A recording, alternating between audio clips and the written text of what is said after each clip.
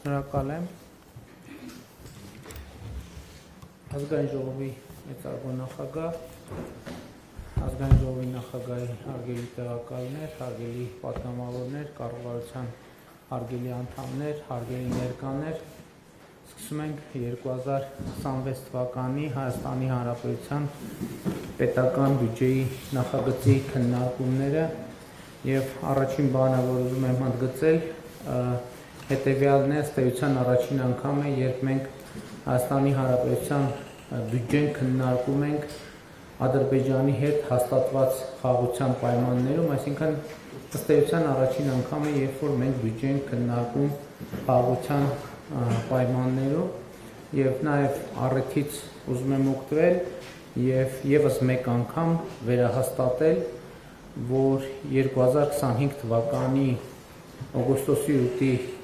Վաշինգտոնի խաղաղության հռչակագրով Հայաստանի Հանրապետության եւ Ադրբեջանի միջեւ հաստատվել է խաղաղություն եւ այդ խաղաղությունը արդեն ունի կոնկրետ պարամետրեր, կոնկրետ վիճակագրություն, մի մասին խոսել եմ, բայց ուզում եմ ընդգծել, որ արդեն 1 տարի 8 ամիս Հայաստան-Ադրբեջան սահմանին փոխհրաձգության հետևանքով զինվոր չի զոհվել եւ կրկին ուզում եմ ընդգծել, որ մեր անկախության պատմության մեջ մենք երբևէ այսպիսի 1 տարի 8 ամիս չենք ունեցել, բայց կարևոր է, որ նոր փաստեր, հանգամանքներ նույնպեսի հայտ է բերում հաստատված խաղաղությունը եւ մասնավորապես նկատի ունեմ Ադրբեջանի այն հայտարարությունը, որով Ադրբեջանը վերացնում է դեպի Հայաստան տարածման սահմանափակումները, սա ըստ էության պատմական իրադարձություն է եւ նշանակում է Հայաստանի Հանրապետության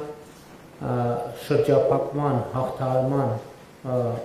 առաջին փուլը, բայց կարևոր է նաեւ, որ Հայաստանն էլ արձագանքող լինի այդ հայտարարություններին եւ նաեւ համապատասխան քայլեր անի եւ այս պահին դրան մեր արձագանքը հետեւյալն է, որ հենց այսօրվանից մենք պատրաստ ենք ապահովել բեռնատար ավտոմեքենաների տարանցումը Թուրքիայից դեպի Ադրբեջան եւ Ադրբեջանից դեպի Թուրքիա, մասնավորապես Մարգարա Եղեգնաձոր Սիսիան Գորիս երթուղիով, այսինքն ես սա ինչի համար եմ ընդգծում, որովհետև սա այս պահին միակ տարբերակն է, որը մենք հենց այսօր կարող ենք իրականացնել, այսինքն եթե ենթադրենք, որ Թուրքիայից բեռնատար է մոտենում Մարգարա անցագրային կետին, ուղևորվելու համար դեպի Ադրբեջան, մենք հենց այսօր կարող ենք ապահովել դա, մեր ճանապարհները միջև Գորիս, միջև Կորնիձոր գտնվում են լավ վիճակում եւ գիտեք, որ Կորնիձորում էլ որոշակի ենթակառուցվածք մենք ունենք եւ կարող ենք սպասարկել այդ թվում հակառակ ուղղությամբ, այսինքն եթե Կորնիձորի կողմից ադրբեջանական բեռնատար մոտենա եւ անցում կատարելու համար դեպի Թուրքիա, մենք հենց այսօր կարող ենք դա իրականացնել։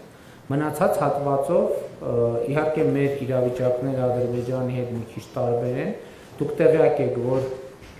ներկայումս ընթացքի մեջ է Ղազախստանից Ադրբեջանով դեպի Հայաստան հացահատիկի առաջին խմբականակի ներմուծումը եւ դա տեղի ունենալու Ադրբեջան-Վրաստան-Հայաստան երկաթուղային երթուղով եւ իրավիճակների տարբերությունը ինչ է, որ ըստ էության մենք Ադրբեջան-Վրաստանի տարածքով հասանելիության սահմանափակում չունի, Իրանի Իսլամական Հանրապետության տարածքով հասանելիության սահմանափակում չունի, բայց իմ հայտարարությունը վերաբերվում է բոլոր ուղղություններով, որովհետև կարող պարզվի ինչ-որ մի ուղղության նկատմամբ հետաքրքրություն կա եւ մենք ուղղակի այսպես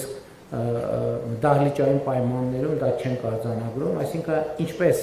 Ադրբեջանը մեզ համար վերացրել է տարանցման սահմանափակումները, նույն կերպ եւ մենք վերացնում ենք տարանցման սահմանափակումները։ Իհարկե այս հայտարարությունը որպեսզի լինի ամբողջական, մենք առաջիկայում պետք է շատ ինտենսիվ զբաղվենք Վաշինգտոնի խաղաղության հռչակագրի 3-րդ եւ 4-րդ կետերի լիարժեք իրականացմամբ, որի արդյունքում Հայաստանի եւ Ադրբեջանի միմյանց նկատմամբ տարածման արգելքի այս որոշումները կլինեն լիարժեք եւ ամբողջական, այսինքն կլինեն ոչ միայն դե յուրե, այլև դե ֆակտո մենք հնարավորություն կունենանք այդ ամենը իրականացնել, բայց որպեսզի կարծում եմ առիթ ունի հիշեցնել, թե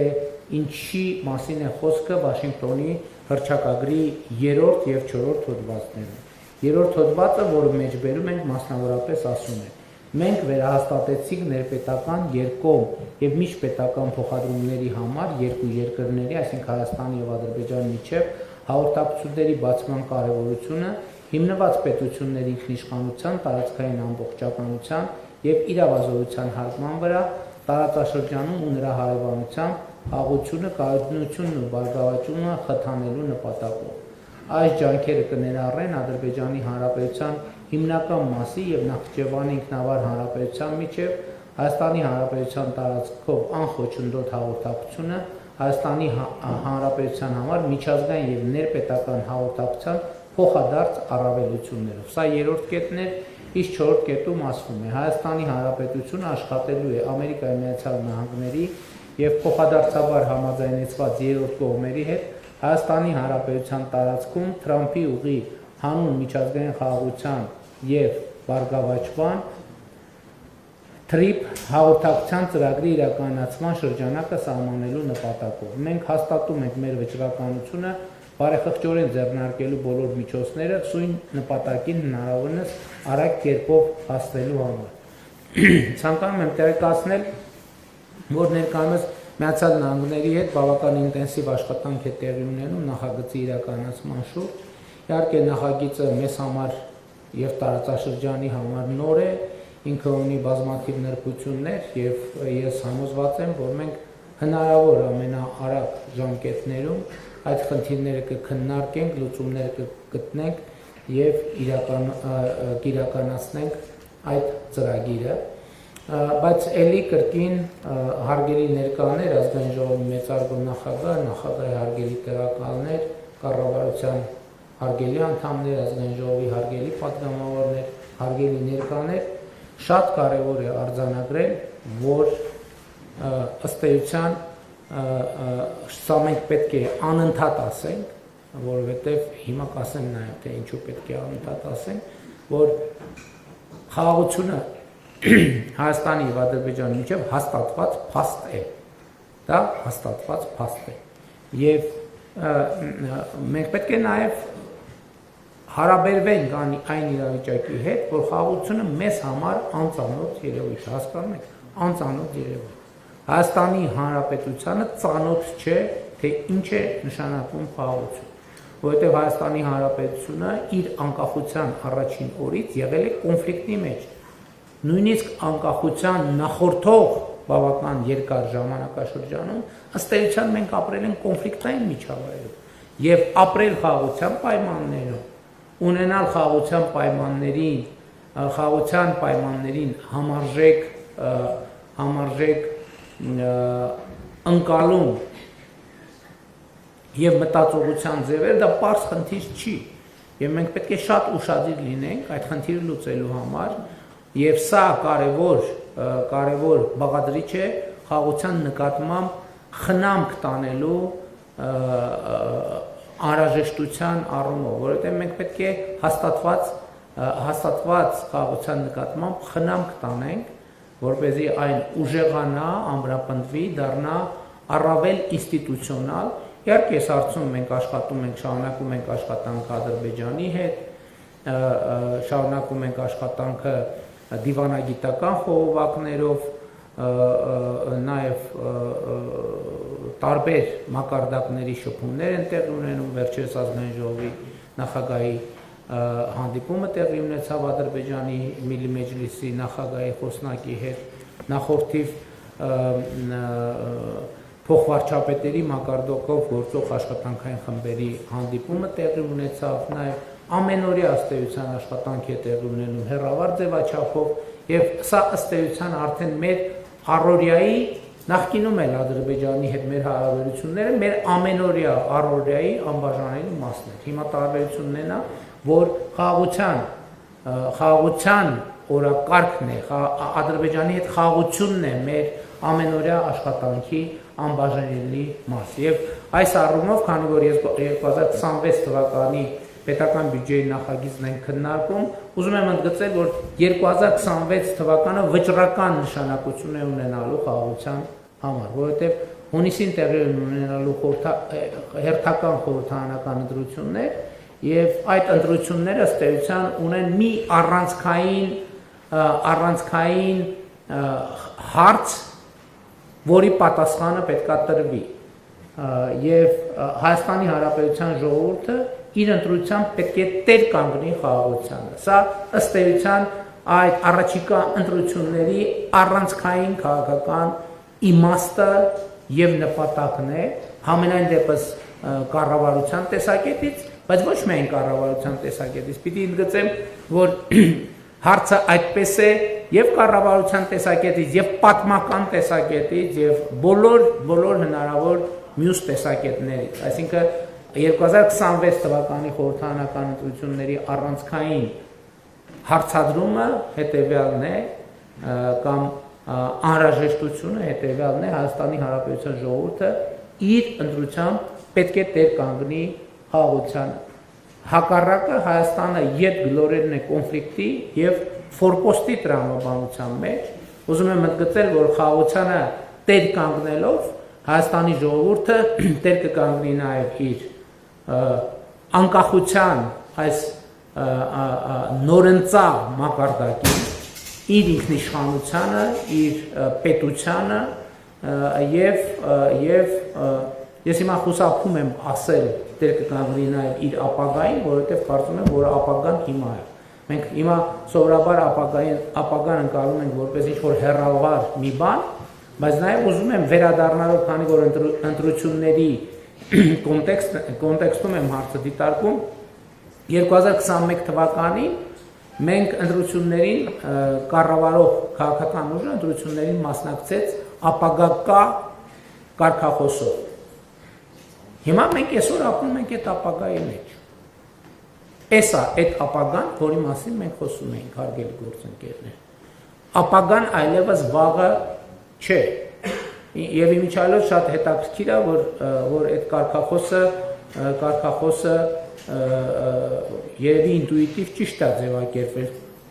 Կարգախոսը նրա մասին չէ, որ ապագա լինելու է։ Ապագա կա եւ ապագան կա այն ժամանակ ինչ որ իմաստով սպասվող այսօր ներկա, այսինքն ապագան այսօր է եւ շատ կարեւոր եմ համարում, որ մենք ապագայի հետ կապված մեր ընկալումները փոխենք, եւ հասկանանք, որ ապագան այլևս հեռավոր որոշակի կասկածելի երևույթ չի։ Ապագան մեր այսօրվա ամենօրյա կյանքն է, որովհետեւ 5 րոպե առաջ սա արդեն ապագա է, ինչ որ հիմա կամ կես ժամ առաջ։ Եվ այս առումով իհարկե առանցքային նշանակություն ունի այդ թվում խաղաղության տրամաբանության մեջ այն, որ մենք մեր գործողությունների գաղափարաբանության առանցքում դնում ենք պետականությունը եւ պետությունը, որովհետեւ պետականությունը եւ պետությունը առանցքային նշանակություն ունեն այդ թվում խաղաղության օրակարգի սպասարկման, բայց նաեւ պետության ֆունկցիան շատ կարեւոր է ճշգրտել եւ այս ընթացքում իրական Հայաստանի գաղափարախոսությամբ մենք ճշգրտել ենք նաեւ այդ ֆունկցիան, որովհետեւ հնչած թե չհնչած, ձևակերպված թե չձևակերպված մեր իրականության մեջ այդ հարցը գոյություն ուներ։ Ի վերջո ինչի համար է պետությունը, ինչի համար է Հայաստանի Հանրապետությունը։ Նախորդող շրջանում ձևակերպված թե չձևակերպված, գիտակցված թե չգիտակցված, ըստ էության մենք առաջնորդվել ենք այն տրամաբանությամբ, որ Հայաստանի Հանրապետությունը հենման կետ է բնույթով այլ պետություն ունենալու համար։ Իրական Հայաստանի գաղափարախոսությունը ասում է, որ Հայաստանի Հանրապետությունը ըստ էության իր միջազգայինորեն ճանաչված տարածքով ինքնաբավ է այդ առումով եւ նրա խնդիրը սեփական քաղաքացիների անվտանգությունը, բարեկեցությունը եւ երջանկությունը ապահովելն է։ Եվ մեր բոլոր ռազմավարությունները ներառյալ անվտանգային, պաշտպանական եւ այլն տեղավորվում են այս տրամաբանության մեջ։ Սա շատ կարևոր նրբություն է եւ մենք օրինակ այդ թվում իհարկե նախկինում սրա մասին խոսել ենք, ասել ենք նաեւ, որ այո, մենք այսօր շատ մեծ տեմպերով զարգացնում ենք մեր բանակը եւ բայց նաեւ զարգացնում ենք մեր բանակի հայեցակարգը, որի վրա հիմնվում է մեր բանակը։ Եվ մենք ասում ենք, որ մեր բանակը Հայաստանի Հանրապետության միջազգայինորեն ճանաչված ինքնիշխան տարածքից դուրս խնդիր չունի լուծելու։ Եվ մենք նույնիսկ շատ կարևոր ենք համարում, որ մեր ամենօրյա աշխատանքային խոսակցության մեջ մարտունակ բանակ հասկացությունը վերափոխենք եւ վերաձևակերպենք պաշտպանունակ բանակ, որովհետեւ երբ որ ասում եմ մարտունակ բանակ, ինքը չի տեղորոշում այդ պոտենցիալ մարտը, որտեղ է տեղի ունենում կամ որտեղ կարող է տեղի ունենալ։ Մեզ համար շատ կարևոր է, որ մենք ընդգծենք այս կոնտեքստը, որ Հայաստանի Հանրապետության բանակը պետք է լինի պաշտպանունակ, այսինքն պետք է վիճակի լինի պաշտպանել Հայաստանի Հանրապետության տարածքային ամբողջականությունը, ինքնիշխանությունը, Հայաստանի Հանրապետության քաղաքացիների անվտանգությունը եւ ընդ որում ես ուզում եմ ընդգծել, որ սա միջազգային օրենքներով յուրաքանչյուր պետության պարտավորությունն է ապահովել սեփական քաղաքացիների անվտանգությունը, այդ թվում հնարավոր արտաքին միջամտություններից։ Եվ իհարկե բոլոր այս հարցերի վերաբերյալ մենք հիմա կարող ենք տարբեր հայեցակարգային հարցեր քննարկել պաշտպանության ոլորտի, կրթության ոլորտի, ցանկացած ոլորտի։ Շատ կարևոր է գնահատելով պետական բյուջե հասկացությունը արձանագրել, որ բացարձակապես ինչի մասին մենք խոսում ենք մեր հանրային օրակարգի, այդ բոլորը արտահայտված են պետական բյուջեի մեջ, այս կամ այն չափով։ Այսինքն, երբ որ մենք խոսում ենք պետական բյուջեի մասին, պետական բյուջեն մեր հանրապետության ամբողջ կյանքը կազմակերպելու մասին է։ Հանրապետության կենսագործունեությունը ապահովելու մասին է, ներառյալ յուրաքանչյուր քաղաքացու կյանքը եւ կենսագործունեությունը ապահովելու մասին։ Բայց ես շատ կարեւոր եմ համարում, որ մենք ընդհանրապես մեր քաղաքացիների հետ շատ խոսենք պետական բյուջեի երևույթ, ինքներս իրար հետ շատ խոսենք, մենք բավարար չափով խոսում ենք, բայց ելի ավելի մանրամասն խոսելու տեղ միշտ կա, բայց կարևոր է նաեւ մենք մեր քաղաքացիների հետ մանրամասն խոսենք, թե այնուամենայնիվ ինչ է եւ ինչպես է ձևավորվում պետական բյուջե։ Ես այսպիսի մի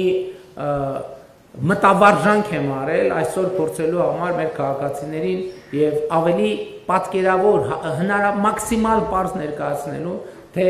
ինչ է պետական բյուջեն եւ ինչպես է այն ձևավորվում։ Իրականում կարծում եմ պետական բյուջեն լավագույն արտահայտությունն է իրական Հայաստանի այն գաղափարախոսության, որ Հայաստանն իմ տունն է, ժողովուրդն իմ ընտանիքն է։ Պետական բյուջեն ընդհանրապես այս հայեցակարգից բխող բան է, որովհետև պետական բյուջեն մեր համատեղ ընտանեկան բյուջեն է։ Հայաստանի Հանրապետության ժողովրդի համատեղ ընտանեկան բյուջեն է, եթե մենք ելնում ենք այն կանխավարկածից, իսկ մենք ելնում ենք այն կանխավարկածից, որ ժողովուրդը մեր ընտանիքն է, այսինքն մեզնից յուրաքանչյուր քաղաքացի կարող է եւ պետք է մեր կարծիքով ասի, որ ժողովուրդը իր ընտանիքն է եւ այդպես է նաեւ իրականում։ Հիմա հասկանանք, թե ինչպես է բյուջեն ձևավորվում։ Եթե վերցնենք 2026 թվականի առաջին վարքյանները, դեկտեմբերի 31 եկավ, նոր տարին եղավ եւ 2026 թվականը եկավ։ Այդ պահի դրությամբ Հայաստանի Հանրապետության պետական բյուջեի եկամուտները 0 է։ Այսինքն 0,001 վարքյան։ Այդ պահի դրությամբ Հայաստանի Հանրապետության պետական բյուջեի եկամուտները 0 են։ Պատկերավոր ասած, եթե դա համարենք ընդհանրապես 0-ական կետ, այդ պահին Հայաստանի պետական բյուջեում ոչ մի լումա չկա։ 0 է։ բյուջեի գումարը 0 է։ Իհարկե, քանի որ բյուջեն շարունակական process է, ինքը տենց մի տարում չի սկսում 2026, եթե սկսեր մեր բյուջեի պատմությունը 2026 թվականի հունվարի 1-ից, ուրեմն կլներ 0, բայց քանի որ շարունակական process է, սովորաբար նախորդ հաջորդ տարվա ծախսերի մեկնարկի համար նախատեսվում է ռեզերվ բյուջետային եւ նաեւ նախորդ տարվա եկամուտների չծախսված մասը փոխանցվում է պետական բյուջե, այսինքն ընթացիկ ծախսեր իրականացնելու համար։ Բայց եկեք պատկերացնենք, որ 2026 թվականը բյուջետային համակարգի մեկնարկի կետն է։ Մենք էլ քննարկում ենք 2026 թվականի պետական բյուջե։ Ուրեմն կես գիշերի դրությամբ եւ նույնիսկ մի ժամ անց պետական նույնիսկ 2 ժամ անց, նույնիսկ 3 ժամ անց, նույնիսկ 4 եւ 5, նույնիսկ առավոտվա դրությամբ պետական բյուջեի եկամուտները 0 է։ Հիմա ինչպես են ձևավորվում պետական բյուջեի գումարները։ Պետական բյուջեի գումարները ձևավորվում են հիմնականում արտաքին մաներն են, համագործակցություններն են, սպային հաշվի չեմ առնում, ձևավորվում են հետևյալ հարկերի միջոցով կամ վճարումների միջոցով, ավելացված արժեքի հարկ, ակցիզային հարկ, եկամտային հարկ, սոցիալական վճարներ, շահութահարկ, շրջանառության հարկ, պետական տուրքեր, ներառյալ մաքսատուրք։ Այսինքն Հայաստանի Հանրապետության պետական բյուջեն ձևավորվում է այս հարկերի միջոցով ձևավորված խողովակներով տեղի ունեցող վճարումներից։ Հիմա ինչպես ես ուզում եմ ցույց տալ մի փոքր գիծ, մեկ կամ երկու փոքր գիծ բյուջեի ձևավորումը։ Հունվարի լույս 1-ի գիշերը բնականաբար առավոտյան խանութում մեծ հավանականությամբ, ասենք օրինակ, լինում են ապրանքներ եւ մատակարարվում են։ Վերցնենք ամենապարզ օրինակներից մեկը, գիշերը արտադրողը արտադրում է թթվասեր։ Չէ, գիշերը արտադրում է, որ առավոտյան, չնայած ես հիմա չգիտեմ ինչքանով այդ ավանդույթը կա, որ թարմության տրամաբանությամբ, որ սովորաբար թթվասեր մեկ էլ առնում ենք հունվարի 20-ի կողմերը, բայց եկեք նայենք, չնայած այդ ավանդույթը ոնց որ կամաց փոխվում է։ Հիմա հունվարի լույս 1-ի գիշերը արտադրողը թթվասերը արտադրեց, թողարկման պահին գոյանում է ավելացված արժեքի հարկ։ Այսինքն, երբ որ ապրանքը թողարկվեց, ինքը դեռ չի վճարվել, բայց իր շուրջ, իր փաթեթավորման հետ ձևավորվում է նաև ավելացված արժեքի հարկ։ Բայց այդ հարկը մտնում է պետական բյուջե, այդ ապրանքի շրջանառության արդյունքում։ Մասնավորապես, բնականաբար թթվասերը առաքվեց խանութ։ Եվ երբ քաղաքացին իր բակի խանութում գնում է թթվասերը, ասենք վճարելով 400 դրամ, այդ պահից սկսվում է բյուջեի համալրման գործընթացը։ Ես ուզում եմ մեր բոլոր քաղաքացիների ուշադրությունը հրավիրել հետևյալ փաստի վրա։ Այն պահին, երբ որ ինքը թթվասերը գնեց 400 դրամա, 400 դրամը ամբողջությամբ հենց թթվասերի արժեքը չի կոպիտ ասած։ 400 դրամի մեջ 20 դրամը, 20%-ը, այսինքն 80 դրամը ավելացված արժեքի հարկն է։ Եվ ավելացված արժեքի հարկը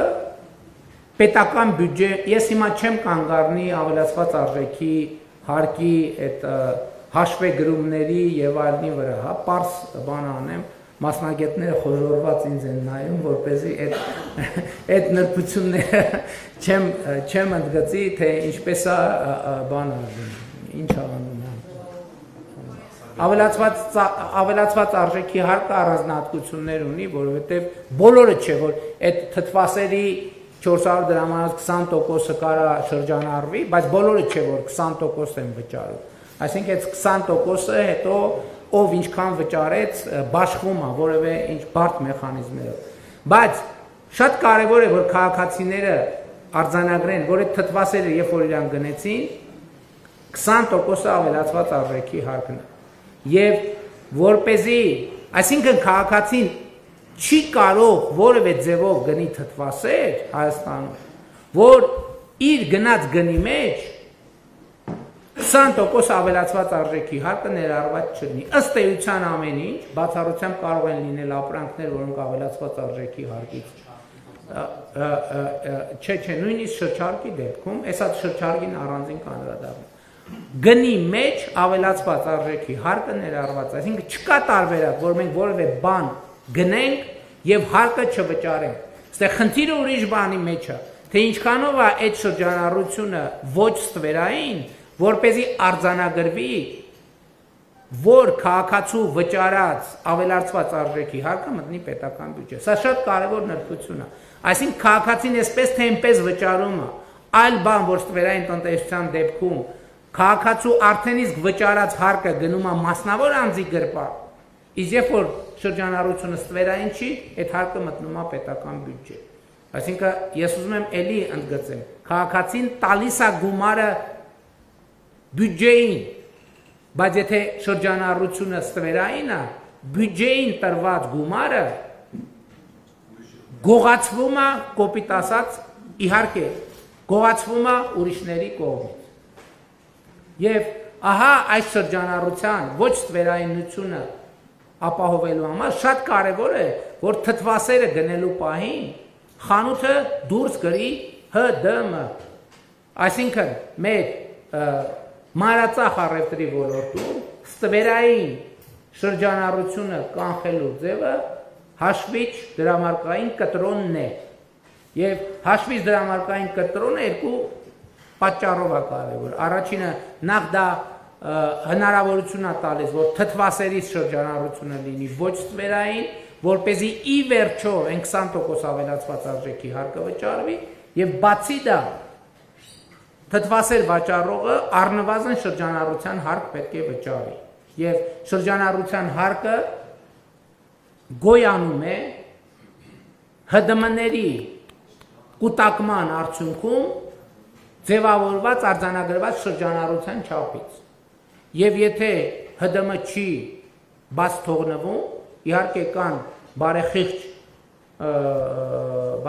տնտեսվարողներ, ովքեր բաց են թողնում միշտ ՀԴՄ, բայց ես կարևոր եմ համարում քաղաքացու տեսակետից, ես եւ ես շնորհակալ եմ բոլոր բարեխիղճ տնտեսվարողներին, բայց կարևոր է հարցի մոտենալ քաղաքացու տեսակետից նաեւ։ Այսինքն ՀԴՄ-ների ցույց տրված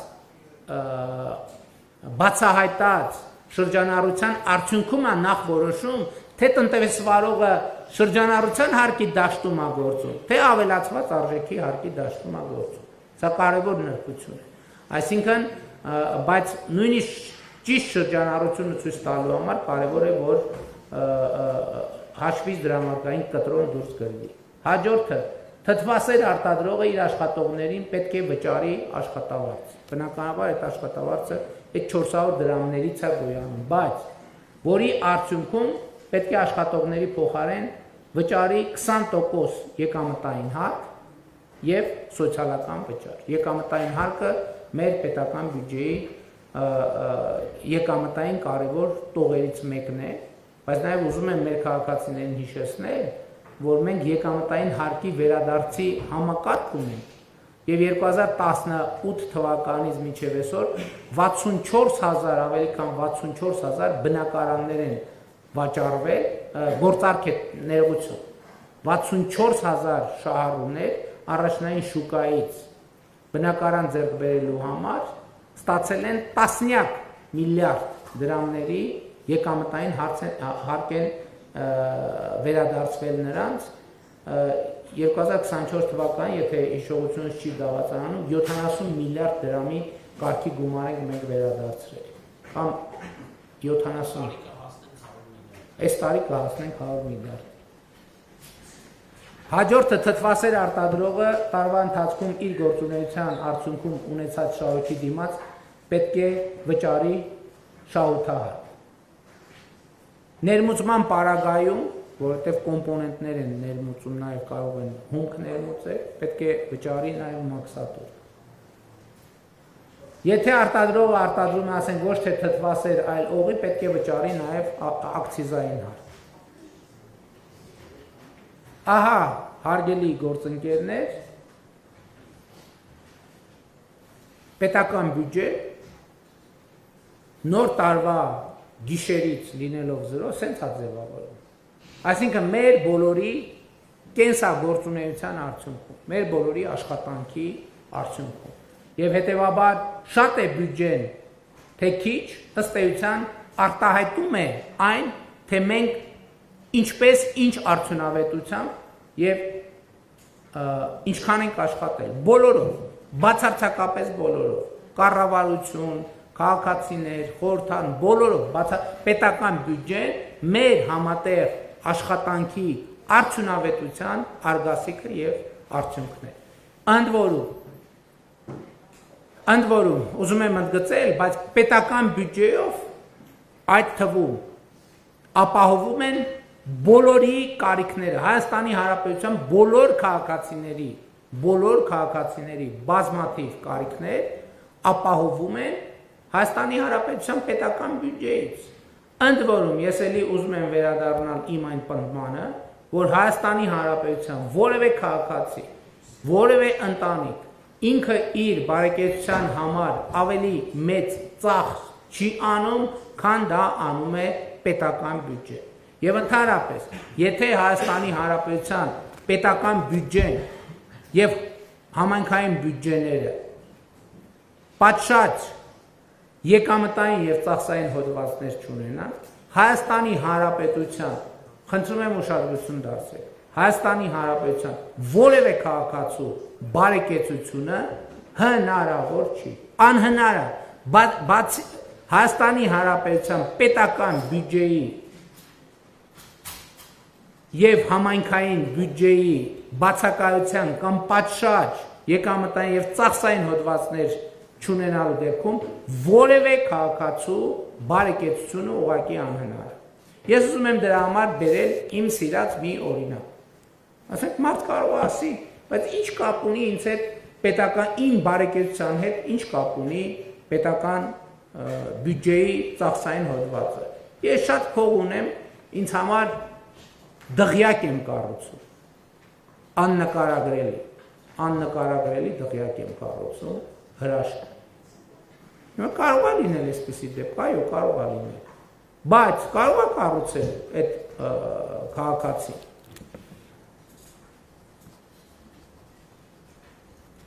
Կարող է կառուցել, տեսականորեն կարող է կառուցել, բայց քաղաքացին կարա այդ 1000 ներողություն այս կոմունալ մանրամասների համար, այդ դղյակը կառուցած քաղաքացին կարա այդ դղյակում բարեկեցիկ ապրի։ Բացառությամբ կարա բարեկեցիկ ապրի, եթե չլինի կոյուղի օրինակ։ Բացառված է։ Ոչ կարա դղյակ, որը չունի կոյուղի, կարա բարեկեցիկ, բացառված է։ Եթե այդ դղյակը չունենա ջրամատակարարը, կարա այդ դղյակում մարդը բարեկեցիկ ապրի, բացառված է։ Եթե չունենա էլեկտրականություն, կարող է քաղաքացին այդտեղ ապրի բարեկեցիկ։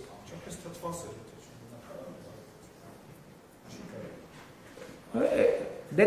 Էսա թթվասերին էլ կան, չի կարող։ Հիմա եթե ենթադրենք, որ մարդ այնքան բարեկեցիկ է, որ իր համար կոյուղի էլ է կառուցում, բան էլ է կառուցում, ջրամատակարարում էլ ավտոնոմ, էլեկտրականություն էլ ապահովում ինքը իր համար, շատ լավ, եթե ճանապարհներ գոյություն չունենային, այդ մարդը չէր կարող իր դղյակը կառուցել։ Շատ լավ, ենթադրենք, եթե քարավաններով էր ուզում բերի շինանյութը, այդ բարեկեցիկ մարդը, եթե երկրում իրավակարգ չլինի, այդ քարավանները 5 րոպեում հենց կթալանեն, որ մեծ տորը կմնա ուխտի ականջը քարավան, եթե իհարկե քարավանը ուխտից է, եթե ձիերից եւ ջորիներից է, կմնա ձիերի եւ ջորիների ականջը մեծ կտորը։ Ուրիշ բան, այդ քաղաքացին կարող է ապրել բարեկեցիկ, եթե իր դղյակին հասանելի տրամաբանական մոտակայքում առողջապահական ծառայություն չլինի, որ այդ քաղաքացին իր չնաշխարհիկ դղյակը կառուցելիս կամ զբոսնելիս ընկավ ոտը ջարդեց 103 զանգելու է, թե չի զանգելու։ Իսկ եթե պարզվի, որ հեռախոս չկա, որ զանգելու է, իսկ եթե պարզվի, որ 103 ավտոմեքենա չունի, իսկ եթե պարզվի, որ 103-ում աշխատող բժիշկ չկա, իսկ եթե պարզվի, որ 103-ում չկան անհրաժեշտ սարքեր եւ սարքավորումներ, հաջորդ այդ դղյակում կարող է մարդը բարեկեցիկ ապրել, եթե հասանելի հեռավորության վրա չլինի դպրոց, օրինակ։ Այնքը կարող է իր երեխաների համար լուսնից դասախոսներ բերել, բայց բժիշկը, որ պետքա գա իր ոտը բուժելու, ինքը որտեղ պիտի սովորեր։ Մինչև բժշկական համալսարան։ Հարգելի գործընկերներ, սա ցույց եմ ասում եմ, որովհետև ես հիշում եմ նախորդ տարվա բյուջետային քննարկումների ժամանակ ես այս արտահայտությունը արեցի, ինչ որ տեղ իմպրովիզով արեցի այդ նախադասությունը, ես էլ ասեցի ու մի պահ կանգ առա, եւ այս մի տարվա ընթացքում այդ մտածումներն ու քննարկումները այնքան են ամրապնդել այս թեզը, որ այս թեզը կասկածի տակ չի։ Հայաստանի Հանրապետության որևէ քաղաքացու, հիմա երկրորդ հայտարարությունն եմ արում, որը էլի եմ թերևս արել, որևէ քաղաքացու բարեկեցությունը կախված է առաջին հերթին ոչ թե նրանից, թե ինչքան է ինքը իր բարեկեցության համար ծախսում, այլ առաջին հերթին կախված է նրանից, թե ինչքան է պետական եւ համայնքային բյուջեն իր բարեկեցության վրա ծախսում։ Դղյակի օրինակով ես ցույց տվի, մարդը ինքը իր բարեկեցության վրա միլիոն է ծախսի, եթե պետական եւ համայնքային բյուջեն չի ծախսում, եւ պետական եւ համայնքային բյուջեն ծախսում է միշտ ավելի շատ, որովհետեւ այն ինչով կարելի է մի հատ դղյակ կառուցել, դրանով հնարավոր է կառուցել օրինակ մի կիլոմետր ճանապարհ ընդհանրեն, կամ չգիտեմ, գների հաշվարկի մեջ կարող է մի քիչ խառնել, թող լինի 2, թող լինի 3։ Եվ սա ես ինչի համար եմ ասում, որ ի վերջո մեր պետության երկարատև զարգացման եւ մեր երկրի անվտանգության բարեկեցության համար չափազանց կարևոր է, որ բյուջեի ընկալումը փոխվի։ Առաջինը, որ բյուջեն ձևավորվում է մեր բոլորի կատարած աշխատանքի արդյունքում, եւ երկրորդը, որ պետական բյուջեն է, որ ապահովում է Հայաստանի Հանրապետության քաղաքացիների անվտանգությունը, բարեկեցությունը եւ այլն։ Բավարար չի անվտանգությունը եւ բարեկեցությունը։ Ուրեմն պետական բյուջեն բավարար չի։ Բավարար չի պետական բյուջեն, ուրեմն մենք բավարար չափով հազար ներողություն գիտեմ, որ սենց հայտարարությունները նաեւ նյարդայնացնում են։ Ուրեմն մենք բավարար չափով արդյունավետ չենք աշխատում։ Դրա համար մեր բյուջեն այնպիսին չի, որ ապահովի։ Ընդ որում, միայն աշխատողի մասին չի խոսքը։ Միայն աշխատողի մասին չի խոսքը։ Խոսքը նաև գործազուրկի մասին է, որը պետական բյուջեի համալրման ճանապարհին ունի շատ կոնկրետ գործառույթ։ Մյուսներից հետ նման։ Որովհետև առնվազն նույնիսկ գործազուրկը մտնում է խանութ եւ թթվասեր առնում է, չէ։ Լավ թթվասեր չի առնում, հաց առնում է, չէ։ ՀԴՄ վերցնում է, թե չի վերցնում։ Էլի եմ ասում, բազմաթիվ բարեխիղճ տնտեսվարողներ անկախ նրանից կպահանջեն, թե չեն պահանջեն, ՀԴՄ-ն դուրս են գրում։ Ես շնորհակալություն եմ հայտնում բոլոր մարդկանց։ Բայց ես խոսում եմ քաղաքացու իրավիճակի ընկալման եւ վերաբերմունքի մասին։ Նույնիսկ գործազուրկը իր գնաց հացի ՀԴՄ-ն վերցնում է, թե չէ։ Ես գյուղերում եւ ոչ միայն գյուղերում, այսօր մեր ցանկացած բնակավայրում մենք միլիարդների, տասնյակ միլիարդների, 100 միլիարդների ծրագրեր ենք արել։ Եվ համայնքներում, եւ հանրապետական նշանակության, բայց այսօր կան չլուծված խնդիրներ, բազմաթիվ են չլուծված խնդիրները։ Ինչու են այդ խնդիրները չլուծված, որովհետև Հայաստանի Հանրապետության պետական բյուջեն չի կարողացել լուծել այդ խնդիրները։ Ես ուզում եմ, որ մեր բոլոր քաղաքացիներին տեսանելի լինի կապը, ընդ որում ես խոստովանում եմ, որ շատ երկար ժամանակ Ես էլ ինձ համար բանը դիսկոմֆորտ էլ ա եղել եւ մտածել եմ որ լավ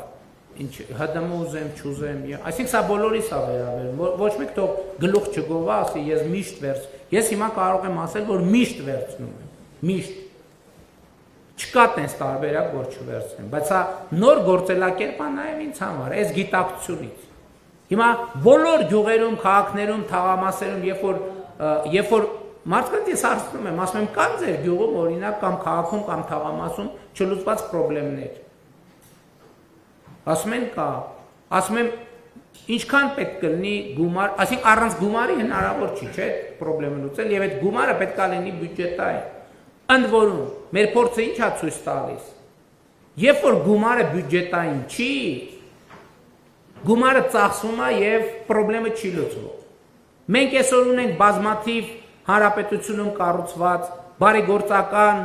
տրամաբանությամբ մանկապարտեզներ, միջև մենք պետական բյուջեն տեր չի կանգնել այդ մանկապարտեզներին, դպրոցներին, չգիտեմ, զբոսայգիներին, մնացած բաներին, որովհետև այդ բոլոր կամ հիմնական մեծ մասը ցավոք սրտի, այդ այսպես կոչված բարեգործական նպատակներով կառուցված բաները, իրանք մի ռեպորտաժի կյանք ունեն, կամ 4 ռեպորտաժի կյանք, որովհետև հավաքվեցինք, նկարվեցինք, եւ ես անկեղծ ասած ես շատ բան ունեմ, նյարդ ունեմ կուտակված այն դեպքի համար, երբ որ մարդիկ ասենք ենթադրենք 100,000 դրամի բարեգործություն են անում, 4 միլիոն դոլարի գովազդ են անում իրանց, այսինքն 100,000 ծախսում են մի հատ պուլպուլակ սարքելու վրա, հետո 4 միլիոն դոլար ծախսում են լրատվամիջոցների եւ սոցիալական ցանցերի վրա։ Ու բանի բարեգործի բան է այն մեծ sense դոշի կեսը փակող մեդալները վրեքներից կախած ման են գալիս։ Սա էլի մեր հանրային ընկալման բաների մասին է։ Ես օրինակ որտեղ տեսնում եմ բարեգործություն, ես կներեք արդեն բան ունեմ, ալերգիա ունեմ, որովհետև ես վարչապետի պաշտոնում ես տեսել եմ թե իր գործնականում ինչ է նշանակում։ Ես ձեզ օրինակ պատմեմ։ Մարդիկ նամակ են գրում, ասում են,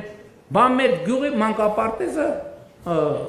չասեմ որ գյուղի չի գործում մեր գյուղի մանկապարտեզը, բա նոր կառուցված մանկապարտեզը, սենց ոնց կլինի եւ հետաքրքրվում ենք այս ինչ մանկապարտեզը։ Բարձվում է, որ մանկապարտեզը կառուցվել է բարերարների ջանքերով, կառուցվել է, բացումը արվել է, ռեպորտաժները գնացել են, վյուները ապահովել են, լայքերը ապահովել են, կոմենտները ապահովել են, մեդալը կախվել է,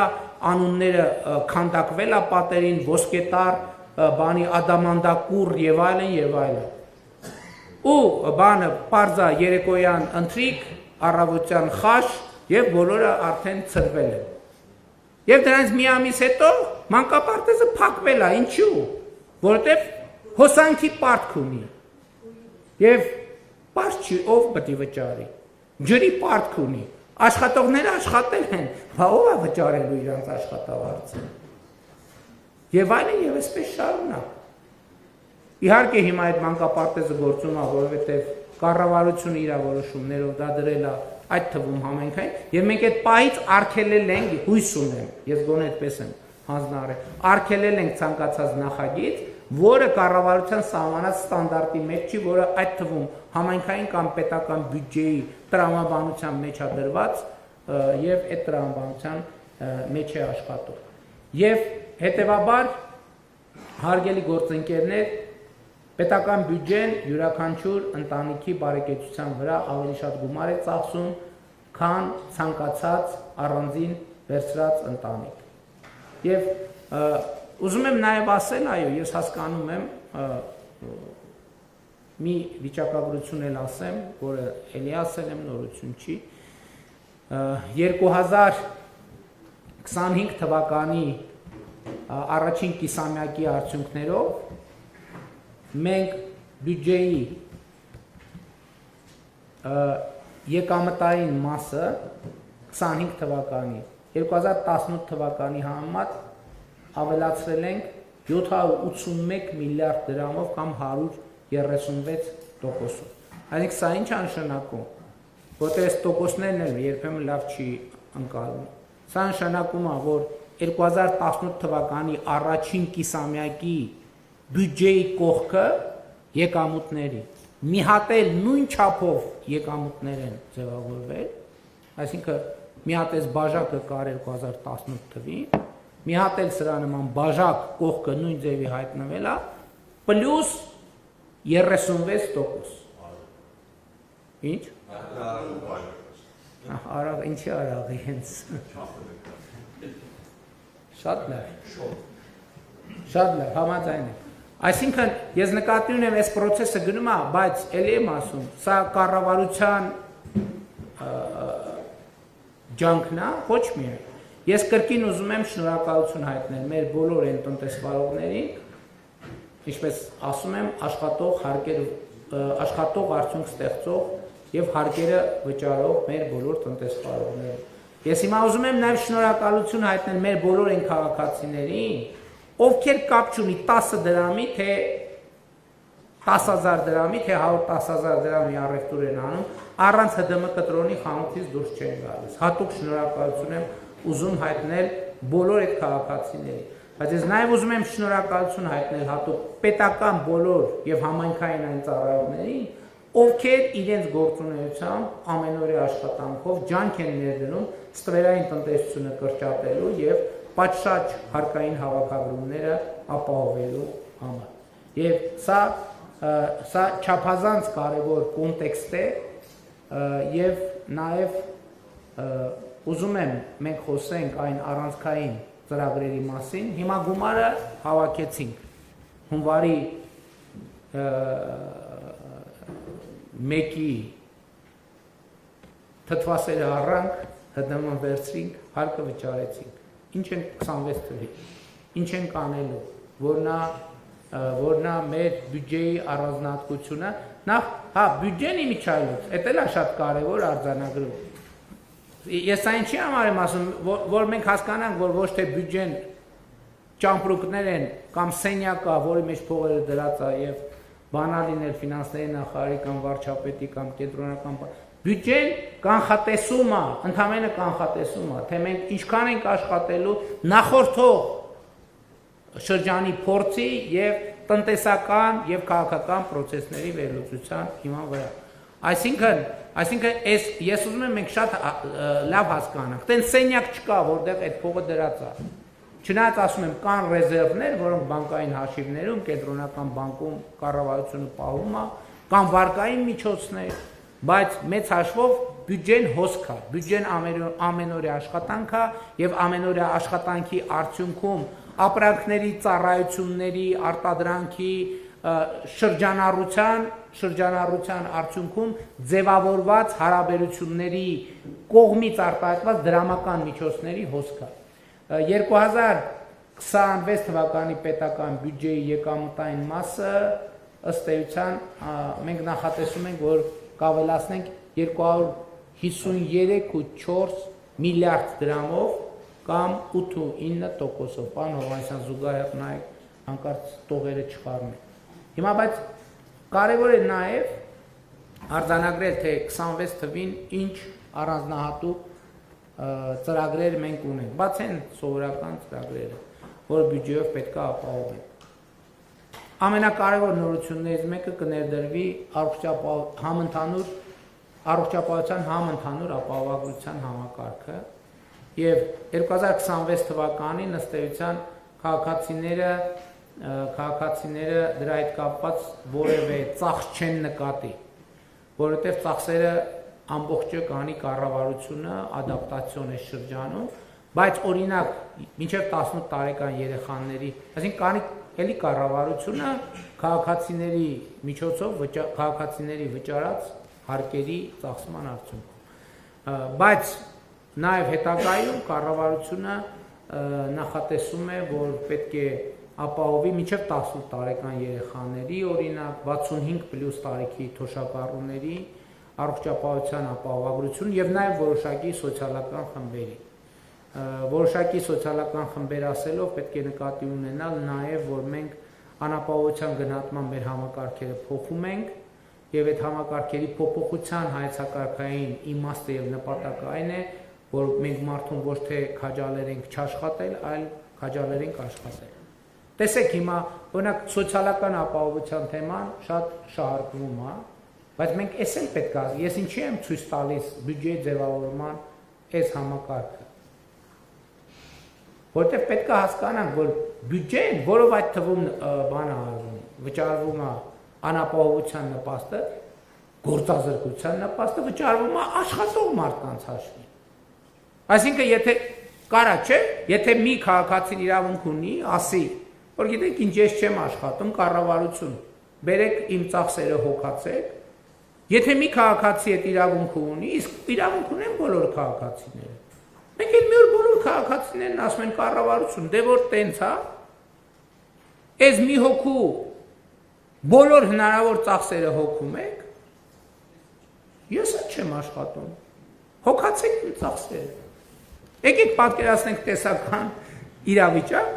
երբ որ 2026 թվականի նոր տարին տենց առանձնահատուկ լավ է ստացվում, մենք էլ քաղաքացիները գցում բռնում են, ասում են սկզբունքորեն չենք աշխատում։ Այն է բանի համակարգ կա, անապահովության գնահատման համակարգ կա, որը քաղաքացիներին բանը պետք է ապահովի, չէ, պարտքն է, չէ, պետության ապահովի քաղաքացիների սոցիալական, թող ապահովի։ Եվ քաղաքացիները համընդհանուր ասում են չենք աշխատում, կառավարություն նպաստ տորում ես, առողջապահություն, դպրոց, մանկապարտեզ, ճանապարհներ, լուսավորություն եւ մնացած ամեն ինչ։ Թթվասերներն իսե են կառնելու։ Որտե՞ց, ժողովուրդ ջան, որտե՞ց։ Չի նույնպես։ Հա, ճիշտ ասում։ Թթվասերի արտադրողներ չկա, որ արտադրի, որ գոնե նիսե առնենք։ Ես ուզում եմ ասել, որ ես երբեմն չեմ հասկանում, որովհետև երբեմն ասում եմ առանձնահատուկ սոցիալական խմբերի դեպքում դա հանրային համերաշխության խնդիր է, բայց երբեմն անկեղծ ասեմ, ես ինձ համար ընդունելի չի որոշակի բանա հազար ներողություն այդ բանի համար, ասենք որոշակի մուննաթային տոն, որտեղ բան մենք չենք աշխատում 20 տարի է, ուսենք տուն չունենք, այս չունենք, այն չունենք, այն չունենք, այն չունենք, հիմա հազար ներողություն իհարկե բանի, բայց եթե հիմա այս էլեկտրոնային փոստը բացեմ, էկրանին արտահայտում եմ, ասենք ես դա խնդիր է։ Մենք պետք է ասենք դա նորմալ չի, ժողովուրդ ջան, տենց բան ասել։ Ասել գիտես ինչ չեմ աշխատում,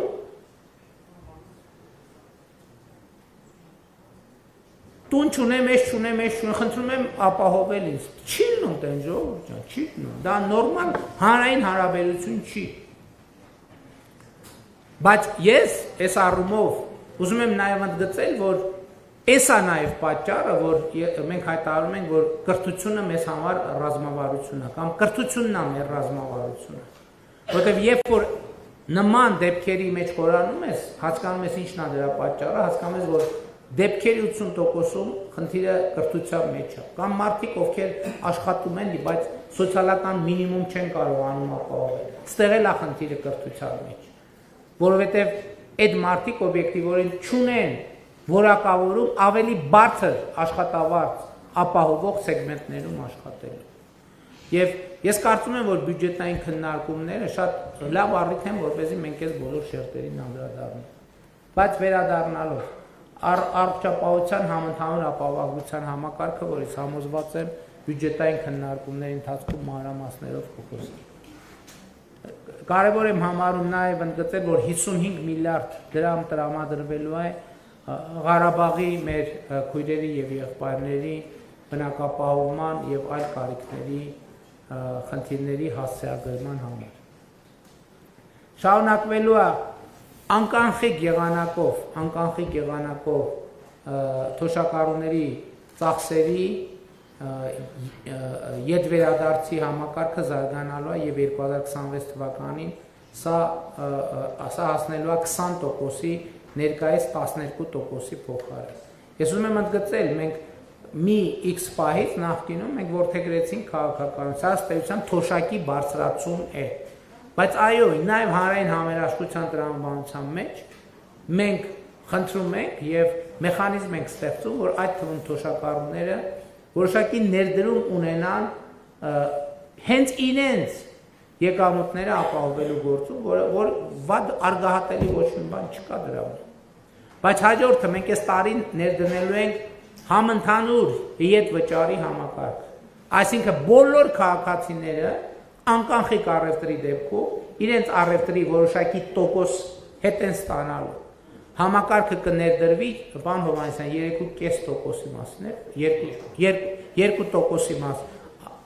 անկախենք առևտրի 2%-ը, քաղաքացիները էլի հետ վճարի ձևով կստանան։ Մենք հարգելի գործընկերներ թևակողելու ենք ակադեմիական քաղաքի նախագծի իրականացման հաջորդ փուլ։ Այս տարի մինչև տարեվերջ մենք կհաստատենք արդեն դե յուրե որոշմամբ ակադեմիական քաղաքի մաստեր պլանը կամ գլխավոր հատակագիծը, չգիտեմ որ տերմինն ավելի ճշգրիտ, մաստեր պլանը, եւ կսկսենք ուրեմն ակադեմիական քաղաքի իրագործման հաջորդ արդեն դե յուրե եւ դե ֆակտո լիարժեք փուլը։ Իհարկե կշարունակվի, մենք 2026 թվականին ավարտին կհասնենք մեր 300 դպրոց 500 մանկապարտեզ ծրագիրը եւ ուզում եմ ընդգծել, որ մեզ համար հիմա ակնհայտ է, որ 300 դպրոցի ծրագրից հետո մենք պետք է որդեգրենք նոր 300 դպրոց ծրագրի, որովհետեւ դա էլ հաջորդ մեր արձանագրումն էր եւ այն դեպքերից է, երբ որ մենք մեր երկրի մասին ինֆորմացիա մեզ թվում է շատ գիտենք, բայց իրականում շատ չգիտենք։ Որտեւ 300 որ ասում ենք, մեզ թվում է թե 300 դպրոց կկառուցենք եւ երկրում դպրոցների պահանջարկը դրանով կբավարարվի։ Բայց ոչ, ես ավելին ասեմ, այն հաջորդ 300-ից հետո մենք պետք է եւս մի 300 անենք։ Այո, եւս 3 հատ 300 պետք է կառուցենք, որպեսզի կրթության պատշաճ մակարդակ տեղի ունենա։ Հարգելի գործընկերներ, Հայաստանում աղքատության տոկոսը շարունակում է մնալ բարձր։ 23% վերջին տվյալներով, եթե ճիշտ եմ հիշում։ Ես ուզում եմ մենք խորանանք այս երևույթի պատճառի մեջ, որովհետև այստեղ կոնֆլիկտ կա իրոք։ Մենք ցույց ենք տալիս մի կողմ տնտեսական աճ, փողի մեծ շրջանառություն Հայաստանի Հանրապետությունում, բայց մենք աղքատության էական նվազում չենք ունենում։ Ես շատ մտածել եմ այդ երևույթի մասին, գիտեք ինչն է դրա պատճառը, իմ համոզմամբ։ Դպրոցների ավերակներն են դրա պատճառը։ Դա ուրիշ որևէ պատճառ չունի։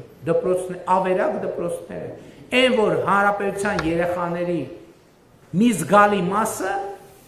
ըստ էության զրկված է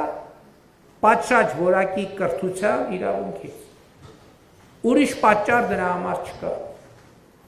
Որտեւ այդ ոնց է որ 100,000-ավոր կամ տասնյակ հազարավոր լավ քաղաքացիներ կարող են արտերկրից գալ Հայաստանում աշխատել եւ բոլոր հիմնարկները ուղղակի խնդրում աղաչում են աշխատող են փնտրում եւ չեն գտնում մյուս կողմից բարձր վճարման սեգմենտներում աշխատողների մեծ պահանջարկ կա մյուս կողմից աղքատության այս երևույթը դրա պատճառներն է որ տասնամյակներով Հայաստանի երեխաները դպրոց չեն ունեցել հարգելի գործընկերներ հիմա այդ երեխաները մեծացել են հասուն արդիկ են եւ պետքա վաստակեն ինչով վաստակեն որ գիտելիքով որտեղ ստացած գիտելիքով վաստակեն հիմա այս ինչի համար եմ ասում որովհետև այն որ լսում եմ բանը Հայաստանի նախկին ղեկավարներից մեկը ասում է աղքատություն ասում է ոնց եղել է էական փոփոխություն չի ունեցել հա չի ունեցել այսինքն փոփոխություն ունեցել է նվազում ունեցել է բայց այդ նվազումը էական չի այսինքն գոհացուցիչ չի դա նրա պատճառով է որ դուք ավերել եք դպրոցները այսինքն ոչ թե ավերել եք ավերակ են եղել դպրոցները ձեր ժամանակ դա նրանից է որ ձեր ժամանակ բարձրագույն կրթական համակարգը ըստ էության համակարգի որակը գահավիժել որ բուհերը եղել են ընդամենը կոռուպցիայի եւ քաղաքական հարկադրանքի միջոցներ, այսօրվա աղքատությունը դրա համար է։ Ուրիշ որևէ պատճառ աղքատության համար չկա։ Այսօր Հայաստանի Հանրապետության յուրաքանչյուր քաղաքացի, ով ունի հմտությունների եւ գիտելիքների մի որոշակի գծից, թեկուզ մի քիչ ավել պաշար, ինքը հեշտությամբ կարող է հաղթահարել աղքատությունը։ Բա մենք ո՞նց ենք պատկերացնում, եւ երկրորդը աղքատությունը հաղթահարում են աշխատանքով։ Ուրիշ տարբերակ չկա աղքատություն հաղթահարելու։ Իսկ որպեսզի աշխատանքը բերի աղքատության հաղթահարում, այդ աշխատանքը պետք է լինի որակավորված աշխատանքով։ Բա մենք աղքատության հաղթահարումը ո՞նց ենք պատկերացնում։ Տանենք ամեն աղքատի ամիս 2 միլիոն դրամ տանք։ Նախ դա էլ չի հաղթահարելու աղքատությունը, որովհետև այդ 2 միլիոն դրամը ծախսելու գիտելիք էլ է պետք ունենա։ Եվ երկրորդ այդ 2 միլիոն դրամը որտեղից տանք, ում հաշվին տանք։ Ես ցույց տվի բյուջեի ձևավորման մեխանիզմը։ Ով է պատրաստ ինքը աշխատի, որպեսզի չաշխատողները, ով է պատրաստ, որ ինքը 10 տարի ներդրում անի իր կրթության մեջ, հետո աշխատի, մարդիկ կան այսօր, այո, 2-3 միլիոն դրամ աշխատավարձ են ստանում, բայց մինչև հիմա իրանց ուսանող ժամանակ ծվարկերն են փակում։ Կար նաև այդպիսի մարդիկ։ Ես ինչի համար եմ այս ամեն ինչը ասում, հարգելի գործընկերներ, որ մենք այնուամենայնիվ այս պետական բյուջեի նկատմամբ վերաբերմունքը, մեկ էլ հաջորդ խոսույթն է նա, որ կառավարությունը շատ է ծախսում այդ պետական պաշտոնյաների աշխատավարձի թեման, ես դրան անդրադարձել եմ։ Մենք կարանք ուղղակի պետական համակարգը, նույնը ոնց որ, ասենք պետական համակարգ չկա, աշխատավարձել չենք տալիս։ Ինչ տեղի կունենա, ամեն ինչ կկանգնի, բացարձակապես ամեն ինչ։ Հաջորդը, խոսքա գնում նրա մասին, ինչքանով ենք մենք ծախսում արդյունավետ։ Ես չգիտեմ, այս օրինակը ոնց է հնչում, բայց ես դրանում խորը համոզված եմ, որևէ մեկը հակառակը չի կարող ապացուցի։ Ասում եմ, եկեք նայենք մեր բանին, հա, չէ, ծնունդ ենք կազմակերպում, հարսանիք, նոր տարի։ Եկեք գնանք կամ գնում ենք այն օրը միտեղ քաղաքացիներից շփվելիս, ասում եմ, օրինակ կլնում է, որ ձեր գնում եք առևտուր եք անում, ձեր ընտանիքի անդամներն ասում են, այս ինչ թթվասեր ես բերել, ժամկետը անցած է, այս ինչ միս է, հոտ է, այս ձմերուկը բան էր, լղկած էր, այս բանը, այս սալորը ворթնած էր, ըլնում է տենց բան ձեզ հետ։ Ասում է, հա, ըլնում է։ Ասում եմ, բա ինչ ես անարդյունավետ ծախսում ընտանեկան բյուջեն։ Կոռուպցիոներ ես։ Եվ մենք բոլորիս հետ դա ալնում է, չէ, իհարկե սպառողական իհարկե բանը, կուլտուրան ուրիշ բան է։ Մենք ենք սովորում, այդ եմ ասում, այդ փողը ծախսելն էլ է բան, հատուկ հմտություն։ Բա որ մեր ամեն նոր տարուց հետո մենք քանի համախառն, քանի միլիարդ դրամի ապրանք ենք տանում լցնում աղբանոցը։ Ցանկացած բարից հետո։ Հիմա մենք բոլորս մի ընտանիքի անդամներ ենք, չենք կարա մենք մեր ընտանեկան խնջույքի կազմակերպման օրինակ համար ծախսենք գումարը ուրիշ արդյունավետությամբ, հետո հաջորդ օրը գրանք կառավարություն աշխատանքի լրիվ 170 փող, դառնանք սուպեր արդյունավետ։ Այս երկու բանը շատ փոխկապակցված են եւ դա կառավարման եւ այո այդ թվում կրթական հարց է։ Եվ մենք եւ այո լավագույն հարթակ այդ խնդիրների մասին խոսելու պետական բյուջեի նախագծի քննարկումներն են, որովհետեւ պետական բյուջեն, նրա ծախսային եւ եկամտային մասը եւ բյուջեի հաշվետվությունները, հարգելի գործընկերներ, արտահայտում են մեր բոլոր առավելությունները, ոչ միայն կառավարության, այլ մեր հանրային բոլոր առավելությունները եւ թերությունները։ Բոլոր արդյունավետությունները եւ անարդյունավետությունները եւ մեր հանրային խնդիրները ճանաչելու, դրանք տեղորոշելու եւ լուծելու միակ մեխանիզմը պետական բյուջեն է։ Ես էլի ուզում եմ ասել, մենք պատուհանից նայում ենք, ինչ որ տեսնում ենք եւ ինչ որ չենք տեսնում, այդ ամեն ինչը պետական բյուջեն է, ինչ որ տեսնում ենք, պետական բյուջեն այդտեղ ինչ որ մի բան արել է, ինչ որ չենք տեսնում, ուրեմն պետական բյուջեն ինչ որ մի բան չի արել, իսկ չի արել այն պատճառով, որ մենք տասնամյակներով մեր թթվասերը առնելիս ՀԴՄ չենք վերցրել։ Եթե մենք հաշվենք, թե մենք մեզնից յուրաքանչյուրը մեր կյանքում չվերցրած ՀԴՄ-ների արդյունքում կամ ՀԴՄ չվերցնելու արդյունքում, ինչքան եկամուտ է շրջանցել Հայաստանի Հանրապետության բյուջեն, հավաստիացնում եմ, խոսքը ոչ թե միլիոնների, խոսքը ոչ թե միլիարդների, խոսքը տրիլիոնների մասին է։ Եվ մենք պետք է այդ տրիլիոնների մի մասը անվերադարձ կորել են,